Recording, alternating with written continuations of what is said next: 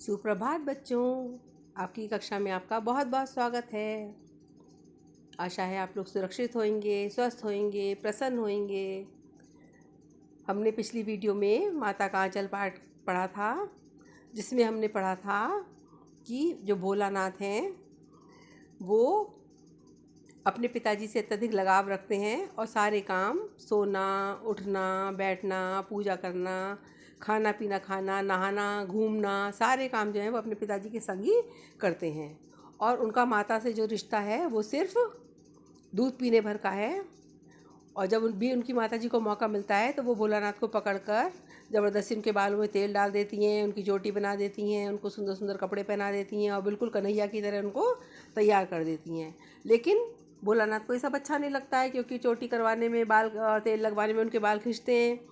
तो वो बहुत रोते हैं, धोते हैं, परेशान हो जाते हैं। तो जब उनका रोना धोना सुनकर उनके पिताजी आते हैं और उनको गोदी में उठाकर बाहर उनके मित्रों के पास ले जाते हैं, जहाँ पर मित्र उनकी प्रतीक्षा कर रहे होते हैं। और वो अपने मित्रों के पास जाकर अपना सारा रोना धोना भूल जाते हैं और अपनी शैतानियों में, अपनी खेल में लग जाते हैं।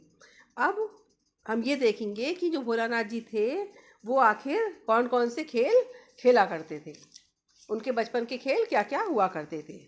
ठीक है, अब देखिए लास्ट पैराग्राफ से देखिएगा। उनके तमाशे भी तरह तरह के थे। चबूतरे पर मिठाई की दुकान लगाते, जिसमें ढेले के लड्डू, पत्तों की पूरी कचौड़ी, गीली मिट्टी की जलेबियाँ होती। कभी कभी बारात का जुलूस भी निकालते और झूठ मूठ की खेती बाड़ी भी करते थे। अब वो क्या करते थे, जो मिट्टी के ढेले होते थे उनको लड्डू मान लिया, पूरी कचौड़ी को पत्तों को क्या मान लिया, पूरी कचौड़ी मान ली, है ना। और इस तरीके, और कभी कभी जो बारात का भी जुलूस निकालते थे, चूहेदानी जो होती थी उसको क्या बना लेते थे, पालकी बना लेते थे। तो इस तरीके से वो तरह तरह की खेल खेला करते थे और झूठ मूठ की खेती बाड़ी भी करते थे। उनकी जो खेती होती थी वो अभी हैंड टू हैंड, हाथों हाथ जो होती वो बोई जाती थी और हाथों हाथ काट ली जाती थी। ठीक है, तो फसल तैयार होने में समय नहीं लगता था, हाथों हाथों से काट भी लेते थे। क्या गाते थे, ऊंच नीच में बई क्यारी, जो उपजी सो भई हमारी। मतलब ऊंची नीची क्यारी में जो भी बोया और उसमें जो भी पैदा हुआ, जो भी उपजा, वो सब हमारा है। ठीक है, अब वो और भी बहुत तरह तरह की शैतानियाँ क्या करते थे, गांव के लोगों को चिढ़ाते थे और क्या कहते हैं, सबको परेशान करना। अब हुआ क्या, एक दिन लड़कों के झुंड को रास्ते में मूसन तिवारी मिल गए। बेचारे बूढ़े आदमी बैजू उन्हें चिढ़ाने लगा, बुढ़वा बेईमान मांगे करेले का चोखा। मतलब बूढ़े मूसन तिवारी बहुत बेईमान है और करेले का चोखा मांग रहे हैं। चोखा क्या होता है, एक प्रकार की सब्जी को कहते हैं चोखा, है ना। तो तिवारी जी ने उन्हें खूब खदेड़ा। जब वे लोग उन्हें नहीं मिले तो वे पाठशाला में चले आए। बैजू और लेखक को पकड़ने के लिए 4 लड़के भेजे गए। अब लेखक के मित्रों में जो सबसे शैतान था वो कौन था, बैजू। और लेखक थोड़ा सीधे थे, तो बैजू तो भाग गया और लेखक पकड़ लिए गए। गुरुजी ने उनकी खूब खबर ली। जब बाबूजी को पता चला तो वे दौड़े दौड़े पाठशाला आए। वे गुरु से बोलकर उन्हें घर ले आए। रास्ते में उन्हें फिर मित्रों का झुंड मिला। अब जब वो लौट रहे थे पाठशाला से अपनी, तो रास्ते में उनको फिर अपने मित्रों की मंडली मिल गई, मित्रों का झुंड मिल गया। अब वे जोर जोर से नाचते और गाते आ रहे थे। क्या कह रहे थे, राम जी की चिरई, राम जी का खेत, खा लो चिरई भर भर पेट। चिरई मतलब चिड़िया। बच्चे क्या गा रहे हैं कि राम जी का, तो जो चिड़िया हैं वो भी राम जी की हैं, जो खेत है वो भी राम जी का है। तो ये चिड़ियों, तुम लोग जो है खूब भर भर के पेट भर भर के खाना खा लो। ठीक है, अब बाबूजी और जो और आदमी थे वहाँ पे खड़े होकर ये सब तमाशा देख रहे थे, है ना।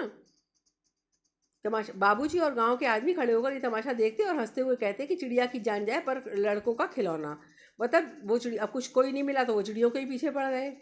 सचमुच लड़के और बंदर पीर पराई नहीं जानते। कहने का तात्पर्य ये है कि बच्चों को सिर्फ अपनी शैतानियों से मतलब होता है, अपनी मस्ती, अपनी हंसी, और उनकी अपनी अलग ही दुनिया होती है। चाहे पशु पक्षी हो, चाहे कोई बुजुर्ग हो, उनको बस सबको परेशान करने में ही मज़ा आता है और हंसने में मज़ा आता है। अब जैसे बंदर है, क्या करेगा, हर चीज़ को नष्ट करेगा। कभी चिड़िया का घोंसला तोड़ देगा, कभी कोई चीज़ गिरा देगा, फाड़ देगा। इसी तरह बच्चे भी सिर्फ अपनी शैतानी में और अपनी मस्ती में ही मस्त रहते हैं। उससे किसी को क्या नुकसान हो रहा है, क्या तकलीफ हो रही है, इससे उनको कोई मतलब नहीं होता। समझ गए ना। आगे देखते हैं। अच्छा, अरे अब आगे क्या होता है, आगे देखिए फिर क्या होता है। अब ये बच्चे एक टीले पर जाकर चूहों के बिल में पानी भरते हैं, है ना। उनको लगता है कि ये बिल चूहे का है और उसमें से क्या निकल आता है, तभी उसमें से गणेश जी के चूहे की रक्षा के लिए शिव जी का सांप निकल आया। अब बच्चों को तो ये लगा कि ये चूहे का बिल है, तो वो उसमें पानी डालने लगे और उसमें से क्या निकला है, सांप। अब जब इसमें से सांप निकल आया तब तो इन सबके लड़कों की हालत भी बुरी हो गई।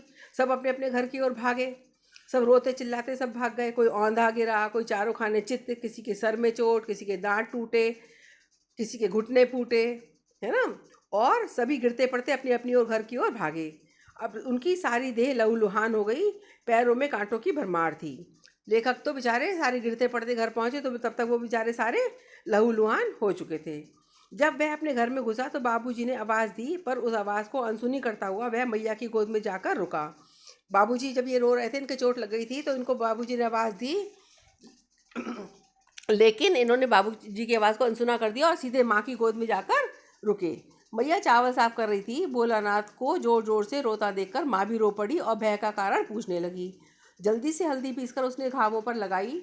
घर में कोहराम मच गया। मतलब भोलानाथ को इतनी चोट लगी थी कि वो डर के मारे कांप रहे थे, बता भी नहीं पा रहे थे कि हुआ क्या है। केवल धीमे स्वर में सा सा सा कहते हुए मैया के आंचल में छिपते चले जा रहे थे, है ना। उनके मुंह से आवाज़ निकल रही थी कि बस सा सा सा सा ऐसे ऐसे कह रहे थे और बिल्कुल भी अपनी बात को कह नहीं पा रहे थे। तो मैया के आंचल में छिपते चले जा रहे थे। सारा शरीर थर थर काँप रहा था, रोंगटे खड़े थे। भोलानाथ आंखें खोलना चाह रहे थे, लेकिन डर के मारे उनकी आंखें नहीं खुलती थीं। मैया ने दुलार कर बार बार उन्हें गले लगा रही थी। इसी समय बाबूजी भी दौड़े दौड़े आए। बाबूजी भी दौड़े आए। आकर उन्होंने झट से मैया की गोद से अपनी गोद में लेना चाहा भोलानाथ को, पर उसने मैया के आंचल को की छाया नहीं छोड़ी, है ना। बाबूजी को तो यही लग रहा था कि सारा दिन मेरे साथ रहता है, मेरे साथ खेलता है, तो मेरी गोद में आकर चुप हो जाएगा, पर ऐसा बिल्कुल भी नहीं हुआ। तो लेखक ने इस पाठ के माध्यम से हमको यही समझाया है कि बच्चा चाहे किसी के भी साथ रहे, किसी के भी साथ खेले, खाए, सोए, पर जब उसको तकलीफ़ होती है तो उसको सिर्फ और सिर्फ अपनी माँ की गोद में ही आराम मिलता है और केवल माँ का नाम ही उसके मुंह से निकलता है। आप लोगों ने भी ये सब अनुभव किया होगा, है ना। तो इस दुनिया में माँ की गोद से बड़ी कोई भी जन्नत नहीं है। अगर बच्चे को अपनी माँ मिल जाए तो उसको फिर किसी भी चीज़ की ज़रूरत नहीं होती है। माँ से बढ़ के कोई जन्नत नहीं होती है। माँ का प्यार और दुलार के सामने सबका प्यार छोटा पड़ जाता है, फिर चाहे वो अपने पिताजी ही क्यों ना हो और घर का कोई भी अन्य सदस्य क्यों ना हो। तो बेटा, आज ये हमारा पाठ समाप्त हो गया। मुझे पूर्ण विश्वास है कि आपने इस पाठ का भरपूर आनंद लिया होगा और अवश्य अपने बचपन को याद भी किया होगा। धन्यवाद बच्चों। सदा स्वस्थ रहें, सुरक्षित रहें, यही मेरी कामना है।